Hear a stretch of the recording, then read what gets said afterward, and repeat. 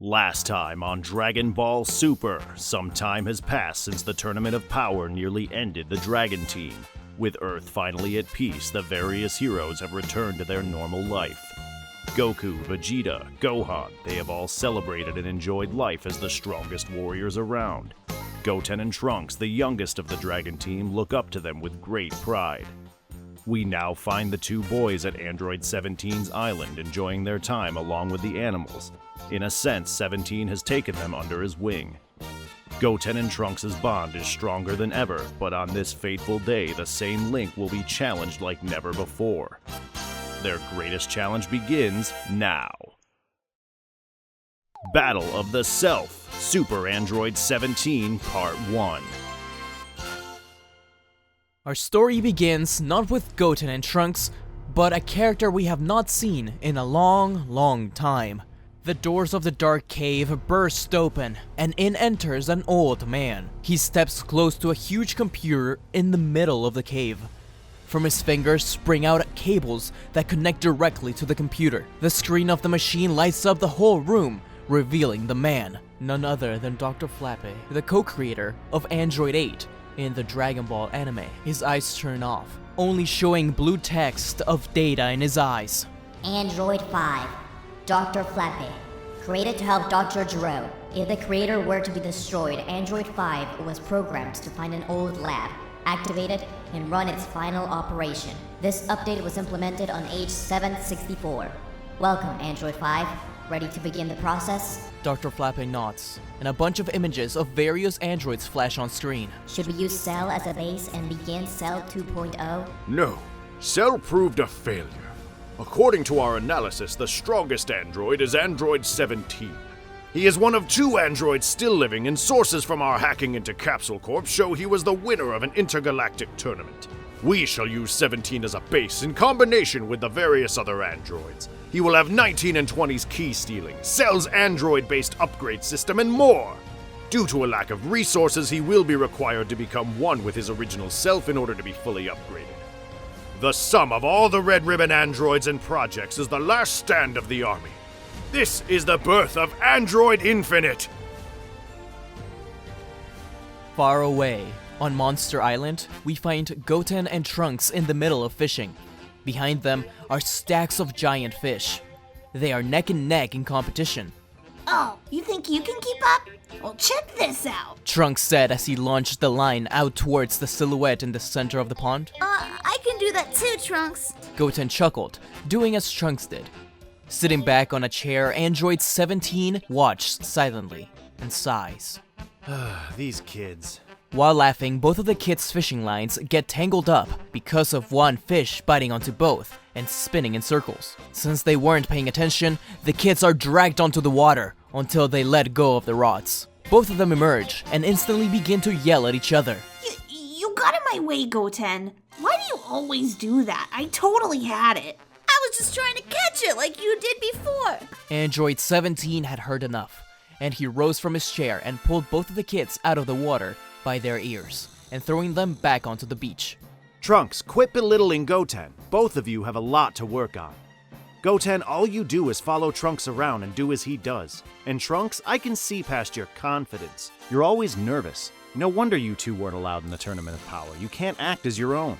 The kids finally settled down for a few seconds before starting to yell at each other and 17 again. The android rolled his eyes before blasting between them. That truly made them be quiet. He began to scold the kids again, ready to send them both home, but his ears perked up, telling the two to duck down behind him. A huge burst of wind shot through the trees in front of them. The android managed to block the attack and protect the kids, but the forest was now divided in two, along with fish and animals scattered across. 17 was angry, and he looked up.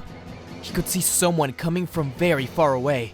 You know, those trees stood for thousands of years. I'm not gonna let you get away with just destroying— What the? His eyes finally focused on the attacker, and the kids recognized him too. He looked exactly like Android 17, but in his old outfit from when he first woke to fight the Z-Fighters. The real 17 took a step back, nearly knocking the kids down. I do feel bad for the pretty trees. So you're the one my body is based off of. Honestly, I'm not too impressed. What the hell are you? One of Giro's projects? Another cell? Isn't it obvious? I'm you, and our sister, and Cell, Android 8, 20, 13. The invader smirked, raising his arms out to the sky. I'm the culmination of every single android that was before me. The last, the best, Android Infinite. Goten and Trunks looked at each other, cringing at the name. How lame, they thought. But I could further my power. After all, you have. But I don't have 10 years, so I'll just take yours. Without any more talk, the real 17 blasted at his duplicate. Infinite lifted up his hand, palm open, absorbing every bit of power put into the ki blast. Electricity surrounded him, and he smirked proudly. Goten and Trunks were confused. What had happened just now? 17 cursed under his breath, and a battle between the two androids began. Surprisingly enough, 17 was having a little bit of trouble. Even while being more powerful, Infinite has so much under his sleeve. Aside from 17's normal moves, he also had the powers of the rest, including Cell. Thus, 17 was surprised to see Frieza's, Piccolo's, Goku's, and even Boo's moves, copied just like Cell could. Goten and Trunks judged every move 17 make as if they could do so much better. The two kids even started to argue at one point. The fight between the androids culminated in 17 spinning Infinite against the tree and holding him by the collar, ready to beat him down. However, 17 didn't realize that at his core, Infinite had begun to create a red orb of ki. His eyes widened when he saw it, jumping back away from it. However, the ki ball followed him at a great speed.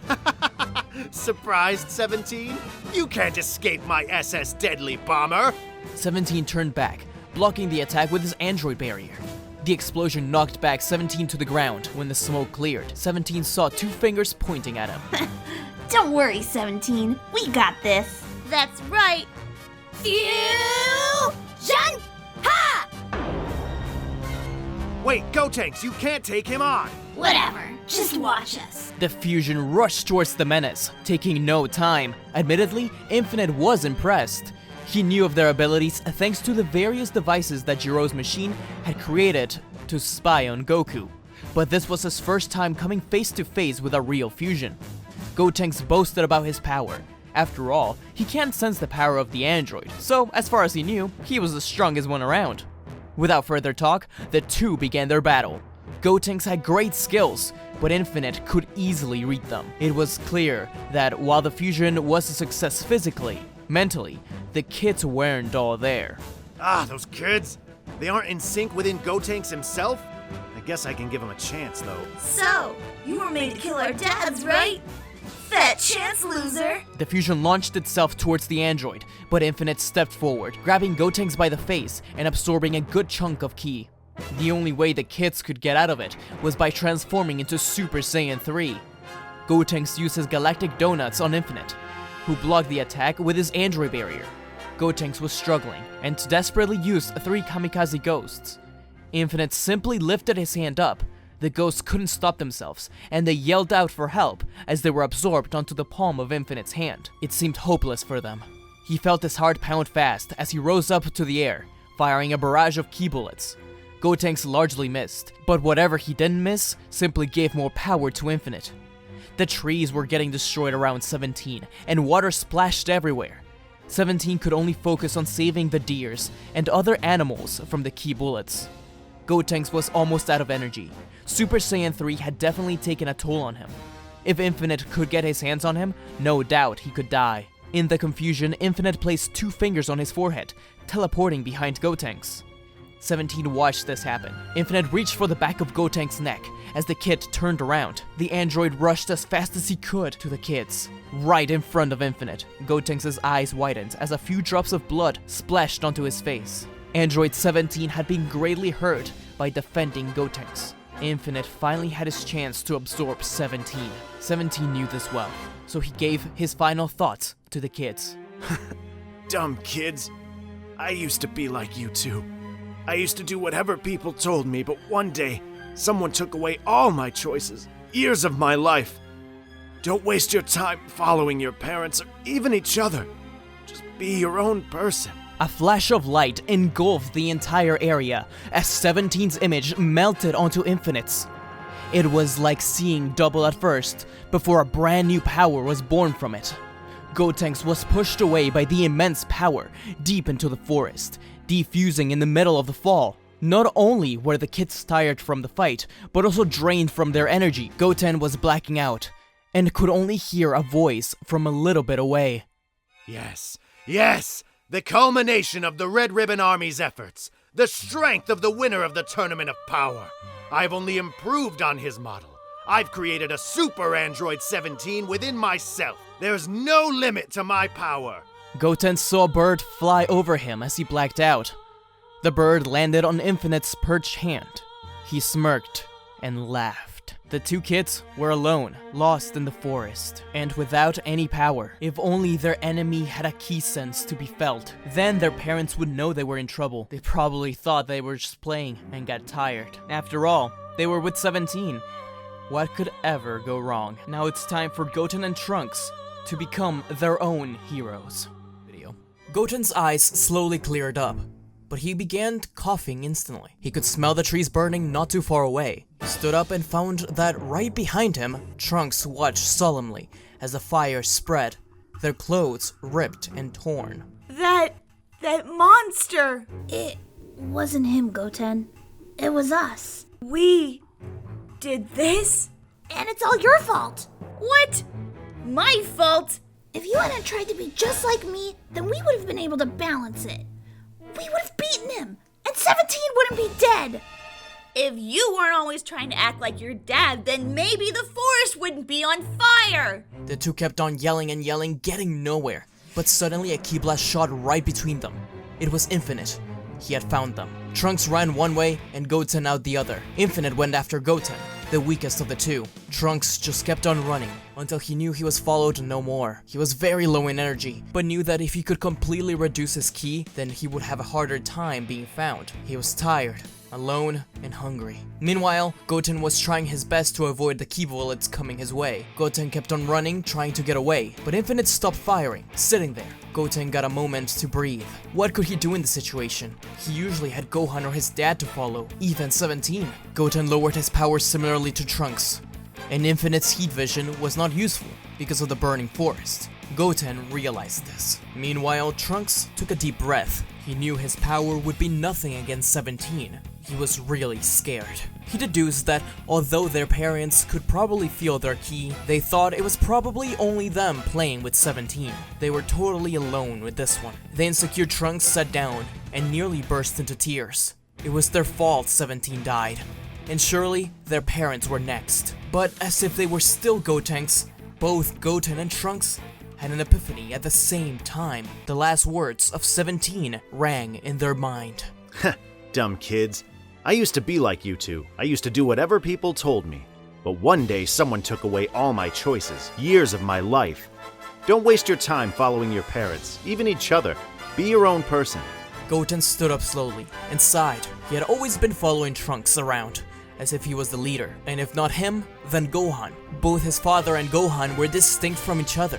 But what made Goten special? That's right. He had spent all his formative years adventuring around the mountains. He knew all the various animals that 17 taught him, and knew the island like the back of his hand at this point. He could find his way out of this mess. He was an adventurer.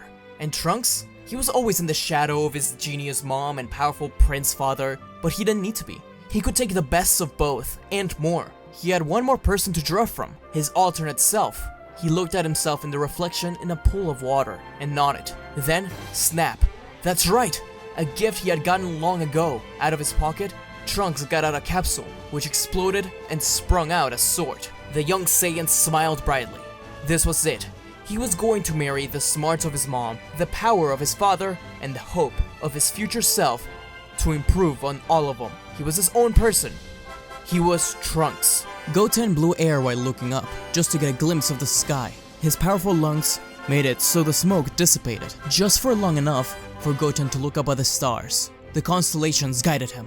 Yes, that's where north was. He needed to find Trunks. It was risky, but he had to do it. He threw up a red flare of ki. If Trunks was still alive, he would see it, and he would come. However, this also alerted Infinite. There you are. I was gonna let you go, but I am still programmed to kill Goku. I'm not my father! Goten fired a blast at Infinite, which he opened his arms to absorb the impact of. He wasn't going to get away, but Goten was already speeding off to try and find Trunks. Thankfully, Trunks had an idea of his own. He had seen the flare, but rather than respond with his own, Trunks spiked up his ki for just a split second to give Goten the idea where he was. However, first Goten needed to hide, so he hit his ki one more time. Infinite landed in the forest, slowly moving through the crackling leaves on the ground, looking for Goten.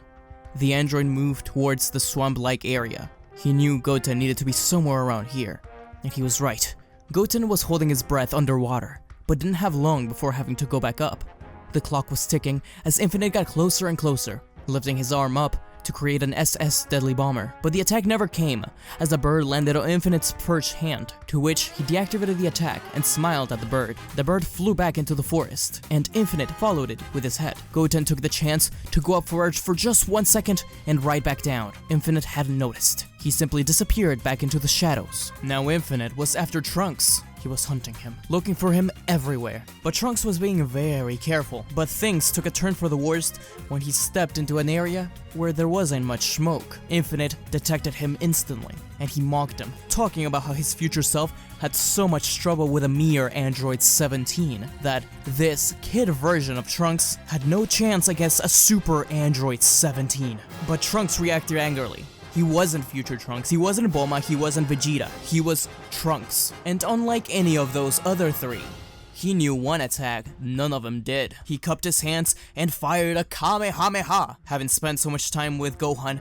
Goten, and Goku, he had picked up quite a few Sun family tricks along the way. But predictably, Infinite opened his arms up and absorbed the blast. But this was something that Trunks hadn't noticed before. Infinite had to open his arms to do it. Smaller things and even the ghosts that Gotenks used, he could use his arms for. But a larger blast needed an open aura. This was a severe design flaw. He would need to talk to Goten about this later. It wasn't long before Trunks and Goten found each other back up. The two talked about what they had seen Android 17 do, and if they could find any holes in his power. As they kept moving, they talked about it. Trunks explained how 17 needed to open his aura to absorb ki. It was obvious that whatever made him was not up to date with the absorption technology that Bulma had developed based on the old Red Ribbon stuff. They could probably exploit it. In some other times, Goten may have argued with Trunks. However, this time Goten recognized Trunks' experience in this matter. He trusted him completely. Goten and Trunks finally decided to burst up, and then towards another open part of the island. They landed, ready to face down the villain. This was it. They needed to win somehow. The battle began and the two kids were doing a lot better than before. It was clear that melee attacks fared much better than any blast in this fight, but getting too close to this Super 17 was dangerous. In one of the hit and run attacks, Trunks was caught and thrown down. Infinite kneed him in the stomach, not letting him go. Goten's eyes widened. He didn't know what to do. If he got too close, he'd get hurt too. But then, he thought of something.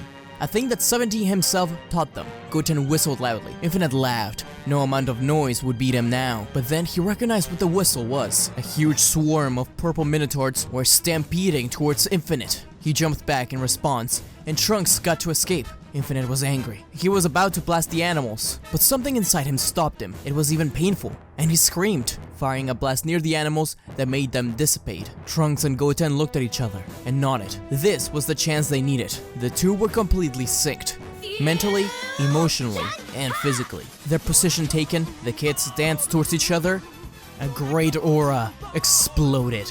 This Gotenks was the result of a perfect Metamorian fusion, which is why he looked a little different than the regular Gotenks. This is the ultimate fusion of Goten and Trunks.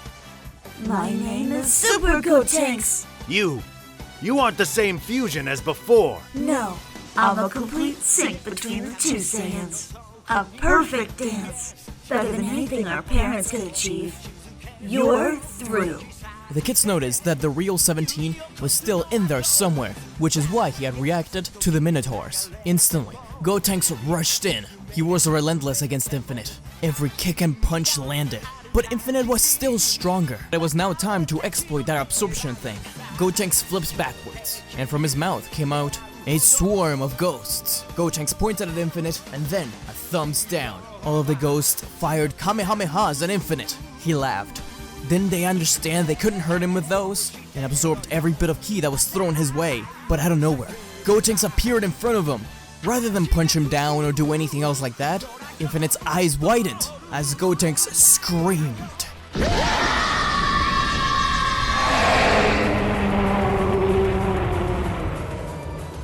The loud yell caused a crack in space and time, right in the middle of Infinite. Something that looked like a portal opened up, and Goten shoved his arm inside.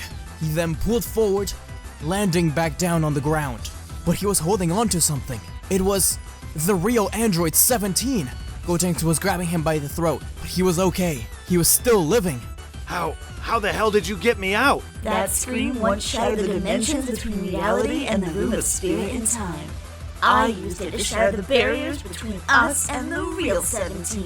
Goten turned around to look back. Infinite was holding his throat in pain, going back to looking like he did before he absorbed 17. The ghosts all returned to Goten. Goten turned towards 17, telling him to fire at the other one. 17 didn't question Goten.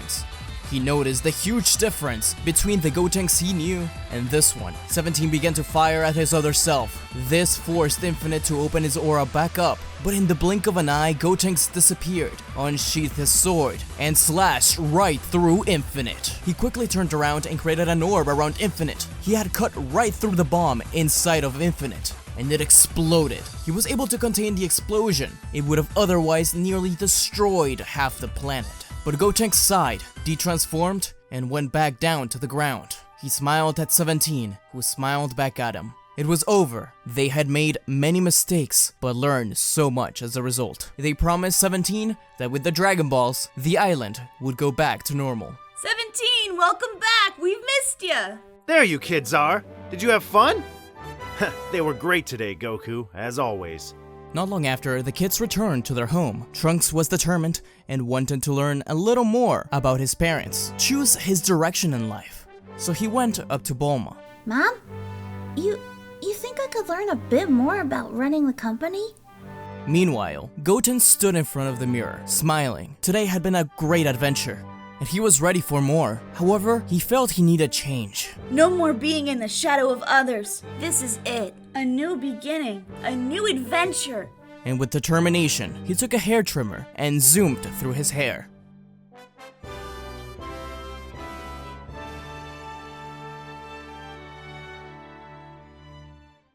Thank you so much for watching this complete version of What If Super Android 17 was canon to Dragon Ball Super. This is one of the few original stories I've done in the world of Dragon Ball, and I tried to explain a few things, evolve the characters of Trunks and Goten a little bit in specific. They're a lot of fun to write, and I know a lot of us feel like they are underused when it comes to actual Dragon Ball, so I liked making this little arc that could, quote-unquote, be canon, for all we know. You know what I mean? This is one of the stories that's most dearest to my heart, and I'm really glad that I got to finally do this complete story version with some new thumbnail art that I thought was really cool.